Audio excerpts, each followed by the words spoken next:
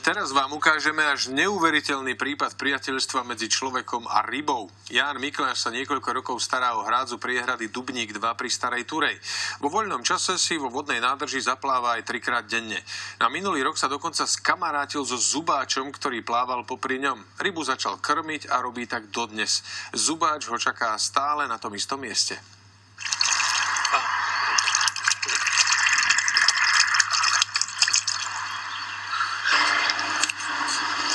Pozeraj.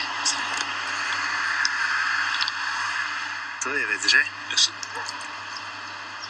Pekný kúsok. Vo vodách priehrady Dubník 2 pri Starej Turej pláva zubáč, ktorý sa nebojí ľudí. Keď mám rybičku, že sa tam zaleskne niečo, okamžite ide. Predvčerom tu boli jedni známi a tej dokonca vyložené z ruky. Prišiel a z ruky si vytrhol tú rybu. Pán Mikláš si rybu všimol minulý rok počas toho, ako plával v priehrade. Zubáč ho sledoval a preto mu ponúkol rybku. V prvom rade som mu dal len prevliekol cez silón a z vrchu som mu pustil, aby som ho neodplašil, tak som pomaly tahal pred ním. Zlúpel tú rybičku, tak som potáhal silón, tak sa vyvliekla. No a už potom som skúšal ruku mu to dávať. Zubáč ho čaká stále na tom istom mieste, len čo sa objaví vo vode, už je pri ňom.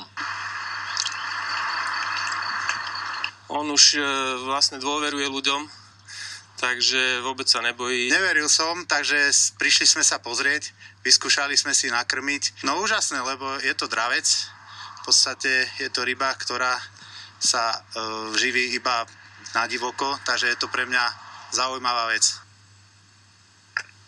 Pre rybárov je to veľká rarita. Tu dal sa aj vlastne prakticky len mne asi pohľadiť, on je už tak navyknutý, lebo denne 3-4 rybky skonzumuje, takže po obede chodím vždycky, alebo na večer chodím vždycky chytať nástražné rybky. So zubáčom je v kontakte niekoľkokrát denne. Ryba je čoraz väčšou atrakciou.